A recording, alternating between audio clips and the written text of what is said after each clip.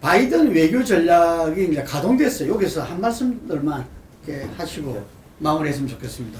먼저 한 소장님 이야기하시죠. 예, 지금 뭐 전체적으로 보면 바이든 쪽에서 이제 문 정권이 굉장히 로비하고 작업을 했음에도 불구하고 지금 자신들의 이 바이든이 다시 미국이 이제 이 정상적인 이 외교 세계로 복귀를 했는데 한국이 미국 편에 서라.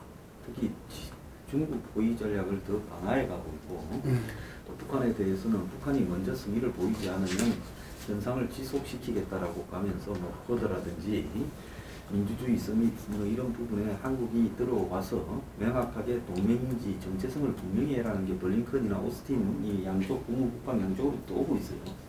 일본하고 관계가 우리는 매우 중요한데 너네들 일본하고 관계를 정립하지 않으면 우리하고 같이 갈 생각하지 마라.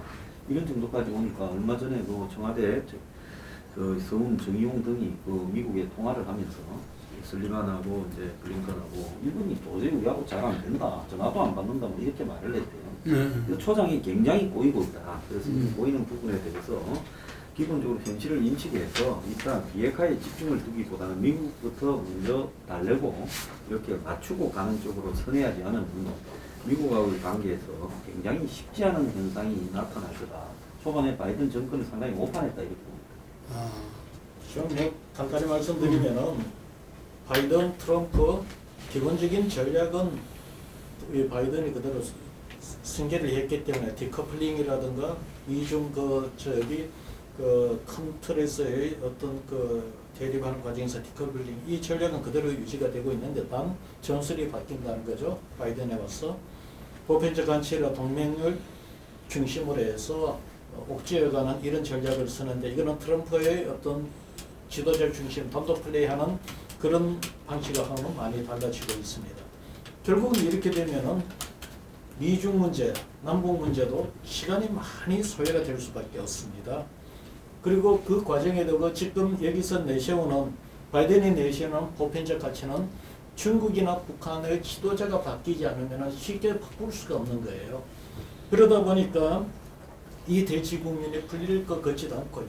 그래서 이 남북관계 이 문제는 그런 상황이 되고 현재의 어떤 이런 악화되어 있는 이 관계가 쉽게 풀리지는 않을 것이다. 우리 정부가 거기에 대해서 지금 조급하게 새로운 선택할 수는 없다고 보고 제가 볼 때는 좀 길게 보고 내부 역량이나 국민적 역량, 국가적 정책 차원에 되고 검토를 하면서 되게 길게 보고 가야 맞다 이렇게 봅니다. 예, 최 교수님.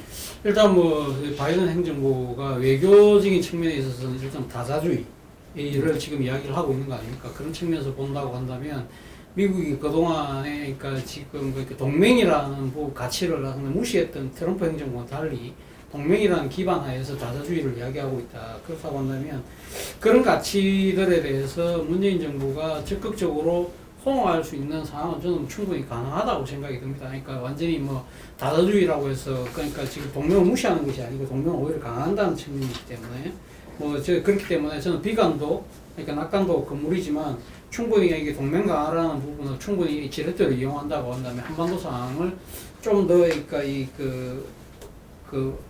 그러니까 좋게 호전시킬 가능성도 저는 충분히 있다는 생각이 듭니다. 물론 지금 당장 바이든 행정부가 북핵 정책에 대해서는 아직까지 이 재검토 중이라는 말만 하고 아직 구체적인 방안을 제시는 하고 있지 않지만 그렇다고 전면적인 북한과의 대결 국면으로 가지 않을 것 같아요. 그러니까 당장 지금 김정은도 지금 그러니까 미국의 입장을 상당히 예의주시하고 있는 입장이기 때문에 그러니까 북한이 그러니까 모험주의로 나가지만 않는다면 저는 충분히 대화의 가능성 그리고 지금 나름대로 평화적인 해법의 물꼬는 충분히 있다는 생각이 드는데 문제는 단 하나 지금 문재인 정부가 지금 1년 조금 더 남았지 않습니까? 그렇기 때문에 여기서 뭔가 이 관계 좀 대북 정책에 있어서 성과를 내서 이걸 지렛대에서 정권 재창출을 한번 해보겠다는 그러한 조급함, 성과에 집착하는 그러한 식으로 가서는 절대 안 된다.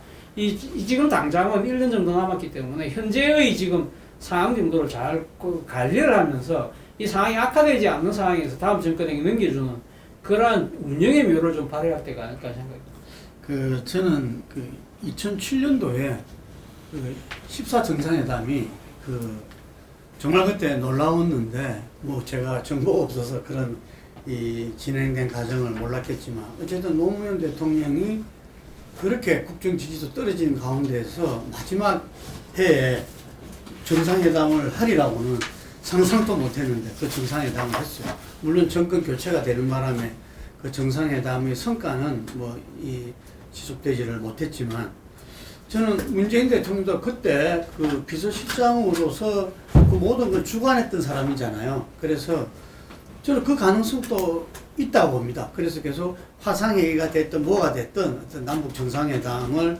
다시금 출하하는 이런 부분들은 뭐 있을 수 있고 또 그때 이 국민의 정부 시절에 그 정상회담 그리고 이게서도 관여했던 그 박지원 장관이 이 지금 국정원장으로 있잖아요. 그래서 뭔가 그런 움직임들은 이 서로 스텝을 맞춰가면서 아마 그 저는 목표로는 추진할 수 있다 생각이 들고요. 그러면서 이 개성공단 문제만은 문재인 정부에서 좀 이 미국 간의 어떤 긴밀한 협의와 이걸 통해서 좀 해결을 했으면 좋겠다는 그 바람을 이야기합니다.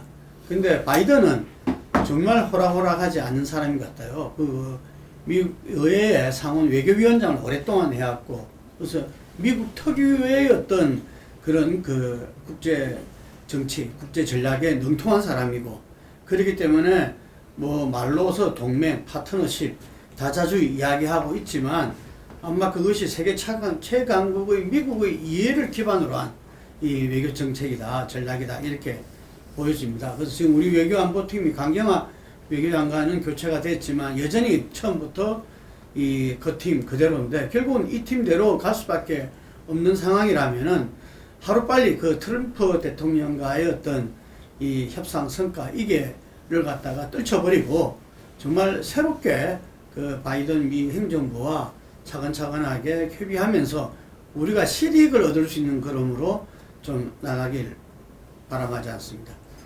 네, 오늘 우리 2월 자담회 이것으로 끝마치겠습니다. 다들 수고하셨습니다. 네.